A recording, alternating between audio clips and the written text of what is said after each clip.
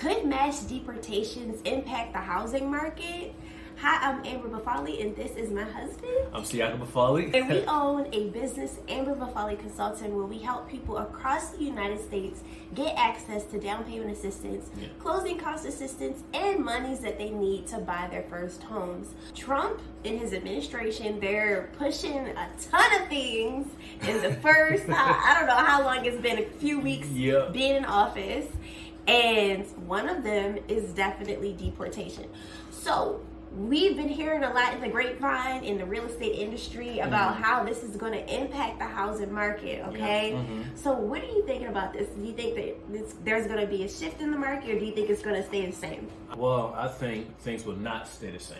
That's one thing for sure. It is not stay the same. I mean, honestly, just off my personal opinion, right? A few days ago, I went to Home Depot, right?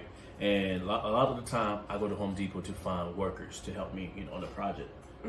Went there, nobody was there. Oh my gosh! Right, and a lot of the time you have immigrants lined up. Right, and you just kind of walk up, make a deal. Hey, this is a project. Are you interested? Can you do the work?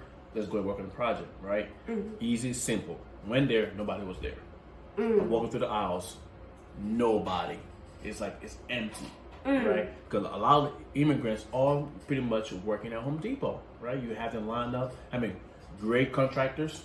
With this mass deportation, I mean, I feel like the workforce might decrease drastically. He's telling the truth. My father had a landscaping company, so most of my childhood, I grew up working with people of all different cultures. We worked on the trucks. We worked very hard, very long hours. Again, from my experience, most of the guys that worked with us, most of the guys that were in the fields, cutting down the trees, putting down sod, just doing that really hard labor, they were immigrants, and they were in varying different stages of their application status. Like some of them, I think they were completed. Some of them might not have been as completed, but there are so many different stages to the application progress. Yeah, I mean, honestly, we had one of the contractors we were working with, and he's like few months away from getting his citizenship. Few months away. I mean, this guy working on the house, and he's like, bro, I'm like a couple months out, and now this is happening. Couple months out. I mean, he had put in the work, right? Application after application, right? Following all the requirements, all that hard work he's doing, and now out of nowhere, you don't know what's going to happen. So one thing that we can say, construction costs are definitely going to go up, because you got to think about it. Absolutely. The labor supply is a big factor in the economy, especially in the workforce. So when the labor supply goes down, meaning the number of people that are available to work goes down, then the cost of wages goes up. Why? Because workers are scarce. Okay? Hey, I don't see a lot of people that want to build houses all day or want to go up on roofs and fix roofs all day. ICE is out here hunting everybody, to be honest. I mean, I saw a lot of officers at Home Depot. I was with you. Yeah, we saw officers literally walking the aisles at Home Depot. Right, because they know a lot of immigrants are coming there looking for jobs. I'm out here stuck now. I have a project I cannot complete. We still were able to find contractors to work with. Absolutely. But after talking to them, they would tell me, like, hey, Amber, hey, Siaka, I don't have the staff that I had last week. I don't have the staff that I had last month. So this job that we could have done on Tuesday, maybe I have to get started this job next month. Literally. There are less workers out there. Right? I just looked it up on Google, y'all. It says that 30% of the construction labor force is made up of immigrant workers, okay? Now, we don't know what their status is, whether, complete immigrant or undocumented, whatever. But we do know just from experience dealing with people in the immigration system, there are so many different levels, so many different stages.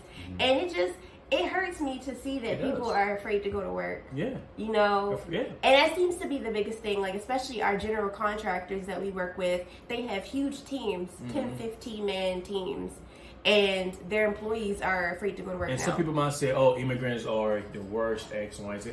Everybody entitled to their own opinion. I'm going to say that, right? Just like me, I'm entitled to my own opinion, right?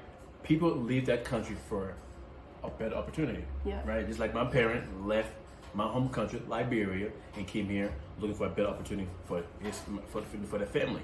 Right. At the very end of the day, this mass deportation is going to have an impact on the housing market. The cost of construction is going to go up. Will also impact the cost of houses.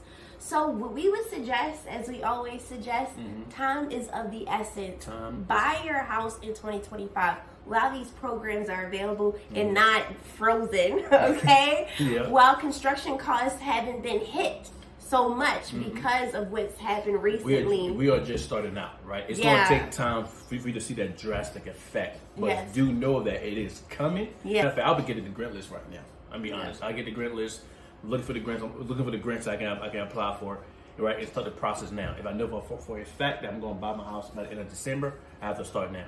Right, because you got to fix X, Y, and Z. You got to get these documents.